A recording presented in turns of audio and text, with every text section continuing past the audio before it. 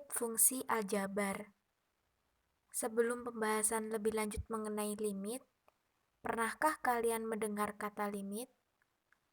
Atau apa yang terlintas dalam benak kalian tentang kata limit? Nah, limit dalam bahasa memiliki makna batas, atau biasa dikenal dengan makna hampir atau mendekati. Kalimat yang sering kita jumpai dalam kehidupan sehari-hari misalnya, nilai matematika Ayu hampir sempurna. Mobil itu hampir masuk jurang. Kecepatan motor itu mendekati 100 km per jam. Dan masih banyak lagi kalimat-kalimat yang mengandung unsur hampir atau mendekati. Lantas, bagaimana dengan limit dalam matematika? Mengenal lebih dekat dengan limit matematika. Bilangan berapakah yang terdekat dengan bilangan 3? Pasti dalam benak kita akan terlintas angka 2 dan 4. Apakah benar 2 dan 4 adalah bilangan terdekat dengan 3? Ya, benar. Jika itu, kita melihat dari bilangan real. Nah, bagaimana ketika kita melihat dengan bilangan bulat? Apakah 2 dan 4 adalah bilangan terdekat dengan 3? Tidak, karena di antara 3 dan 4 ataupun 2 dan 3 masih ada bilangan-bilangan lainnya. Misalkan, jika kita melihat dari sisi kanan, maka di antara 3 dan 4 ada bilangan 3,5. Jika kita melihat dari sisi kiri, maka di antara 2 dan 3 ada bilangan 2,5. Kemudian jika kita perkecil lagi, di antara 3 dan 3,5 masih ada bilangan 3,05. Dan di antara 2,5 dan 3 masih ada bilangan 2,95. Apakah sudah menunjukkan bahwa 3,05 dan 2,95 adalah bilangan terdekat dengan 3? Belum. Kita masih bisa memperkecil lagi. Di antara bilangan 3 dan 3,05 masih ada bilangan 3,0001. Kemudian di sebelah kiri, di antara bilangan 3 dan 2,95 masih ada bilangan 2,999. Dan masih banyak lagi bilangan kecil lainnya jika kita memperkecil secara terus-menerus. Nah, jadi yang dimaksud limit di sini bagaimana? Nah, dekat dalam masalah ini yaitu adalah bilangan yang mendekati 3 baik dari sisi kanan maupun dari sisi kiri jika kita menggunakan sebuah variabel X. Jika dari sisi kiri, bisa kita tuliskan X mendekati 3 negatif. Jika dari sisi kanan, kita bisa menuliskan X mendekati 3 positif. Apakah serumit ini dalam menyelesaikan masalah limit dalam matematika? Tentu saja tidak. Kita harus menanamkan dalam diri kita bahwa matematika itu tidaklah sulit. Maka, semua yang kita kerjakan pasti akan terasa gampang. Baiklah, sebelum kita mengenal lebih dekat lagi dengan limit matematika, kita harus memahami limit matematika. Nah, ada 3 prasyarat yang harus kita pahami. Yakni yang pertama, ada konsep keterbagian. Yang kedua, ada menghitung nilai suatu fungsi. Dan yang ketiga, ada pemfaktoran. Konsep keterbagian. Perhatikan pembagian berikut.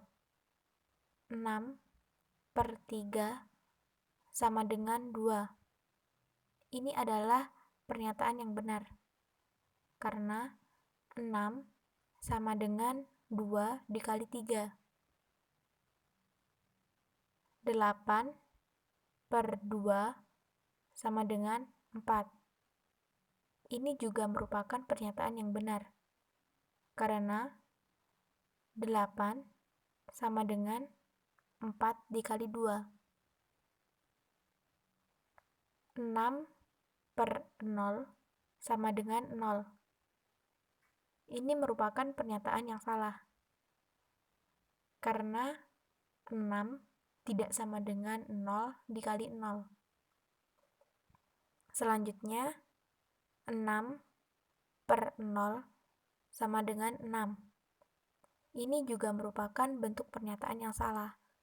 Karena 6 tidak sama dengan 6 dikali 0. 6 per 0 sama dengan tidak terdefinisi. Jadi, setiap bilangan selain 0, jika dibagi dengan 0, maka hasilnya tak terdefinisi. Kemudian, selanjutnya ada 0 per 0 sama dengan 0. Ini adalah pernyataan yang benar. Karena 0 sama dengan 0 dikali 0. 0 per 0 sama dengan 1. Ini juga merupakan sebuah pernyataan yang benar. Karena 0 sama dengan 1 dikali 0. Kenapa bisa 0 per 0 sama dengan 0 dan 1? Ya, karena 0 per 0 mempunyai banyak kemungkinan. Jadi kesimpulannya, sebuah bilangan selain angka 0, jika dibagi 0, maka hasilnya adalah tak terdefinisi. Sementara, ketika 0 dibagi 0, dikatakan sebagai bentuk tak tentu. Sehingga, di sini kita dapat menuliskan C per 0 sama dengan tak terdefinisi. Jika dan hanya jika C tidak sama dengan 0 dan C merupakan anggota bilangan real. Dan 0 dibagi 0 sama dengan bentuk tak tentu. Menghitung nilai suatu fungsi.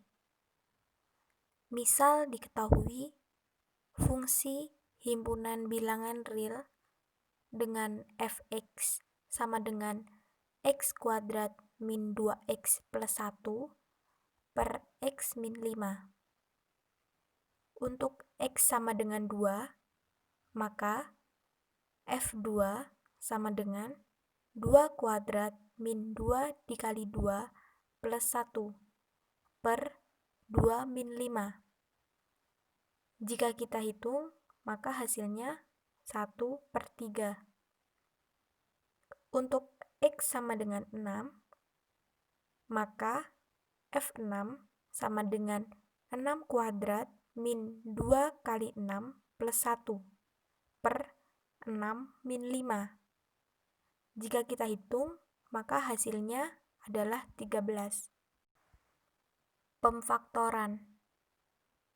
Misal diketahui ada fungsi fx sama dengan x kuadrat min 1 per x min 1, maka kita bisa mengubah bagian x kuadrat min 1 menjadi x plus 1 dikali x min 1.